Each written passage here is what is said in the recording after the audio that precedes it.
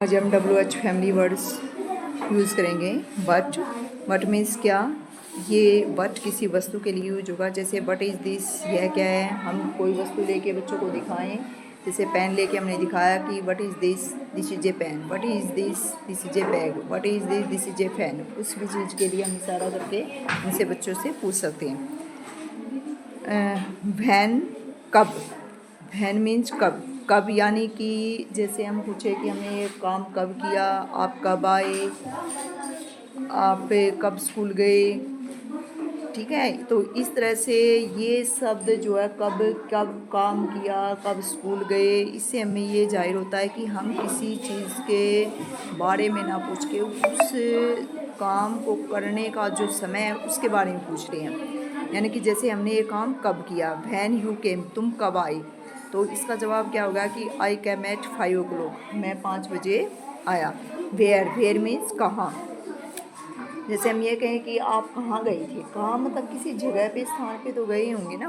तो इसलिए वेयर कहाँ, कहाँ ये वर्ड जो है, वेयर जो है किसी स्थान या जगह के लिए यूज होगा। जैसे वेयर आर यू गोइंग, तुम कहाँ जा रहे हो, ठीक है। तो I am going to school, मैं स्कूल जा रहा हूँ। कौन सी जगह पे जा रहा है, वो कहाँ जा रहा है, स्कूल में जा रहा है। हु मीन्स कौन यानी कि who is knocking at the door, कि दरवाज़ा कौन खटखटा रहा है। दरवाज़ा खटखटा रहा है तो कोई तो खटखटा रहा होगा, तो हम पूछेंगे कि कौन खटखटा रहा है दरवाज़ा। जैसे हम कोई बंदा है, वो बताएगी कि आई एम राहुल, मैं राहुल हूँ। I am knocking the door, मैं दरवाज़ा खटखटा रहा हूँ। इस तरह से हु किसी प्राणी के लिए यूज होगा, वेयर किसी जगह के लिए यूज होगा, वैन समय के लिए यूज होगा, और वट किसी वस्तु के लिए यूज होगा। हाँ देखो, विच का मतलब क्या बताया था, कौन सा। यानी कि in which school do you read, तुम कौन से स्कूल में पढ़ते हो। जहाँ पे कौन सा मतलब कुछ किसी के बारे में हम पूछे कि कौन सी चीज हमने ली, ठीक है, कौन सा काम किया तुमने, इस तरह की कोई बातें हो तो उसमें क्या यूज करेंगे हम, विच, ठीक है। ज्यादातर ये किसी सब्जेक्ट यानी कि वस्तु के लिए यूज होगा। आगे देखिए, भाई मीन्स क्यों, कोई रीजन हो, जहां पे किसी रीजन की बात आई, रीजन। जैसे तुम यहाँ क्यों आए, तुम यहाँ क्या करने आए, ठीक है ना। वाई आर यू लाफिंग, जैसे इसमें लिखा मैंने, वाई आर यू लाफिंग, तुम क्यों हंस रहे हो। वाई आर यू वीपिंग, ठीक है। Why are you not complete your work, तुम अपना काम कंप्लीट क्यों नहीं कर रहे हो, क्या रीजन है।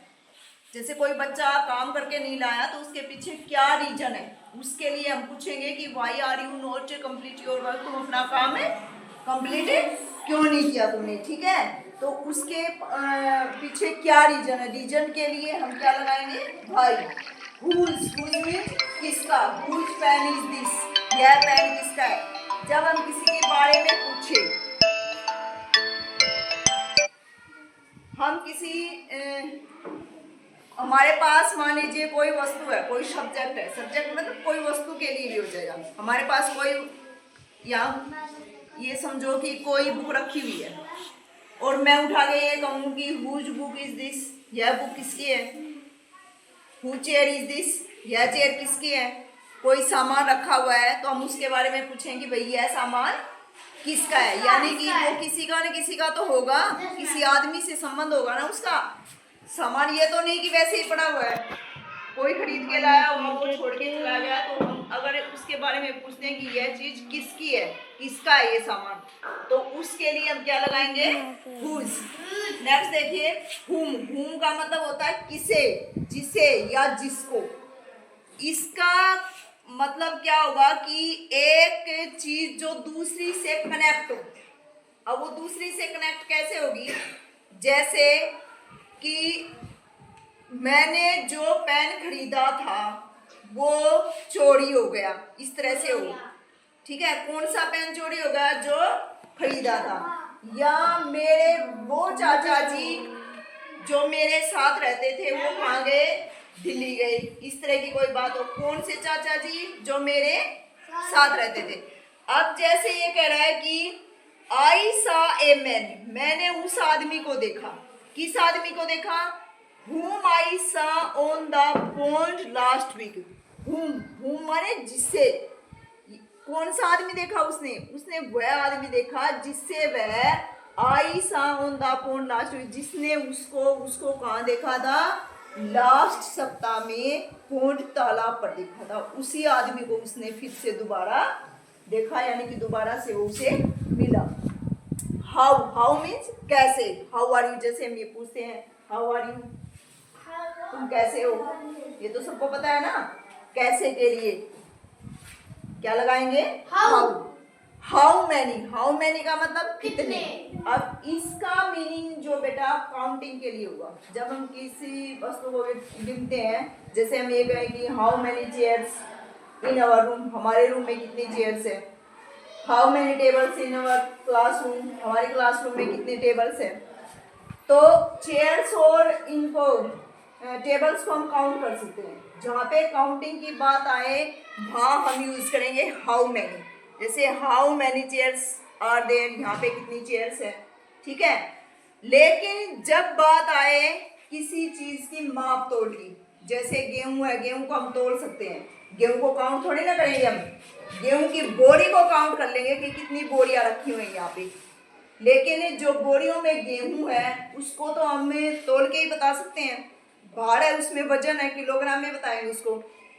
तो ये कहता है कि या फिर बोतल में मान लीजिए पानी रखा है, दूध रखा है या तेल रखा है, उसको भी हम, जो लिक्विड चीज होती है उसको ना तो तोलते हैं हम, ना काउंट करते हैं, उसको क्या करते हैं? मापते हैं। जो मापने का बर्तन होता है, दूध को मापने का, जैसे मग वगैरह सा होता है, लीटर का, आधा लीटर का, पौना लीटर का, इस तरह से होता है ना, उससे मापते हैं। इसी तरह से तेल को मापने का भी होता है, ठीक है। तो अब जहाँ पे हाउ मच यानी कि किसी चीज को मापने का या भार में तोलने की, जिसको हम काउंट ना कर सके, ठीक है ना, उसके लिए हम हाउ मच का यूज करेंगे। हाउ मच माने कितना, कि how much milk in this जग, इस जग में कितना दूध है, या हम ये कहें कि इस बोरी में कितना किलो गेहूं है, ठीक है।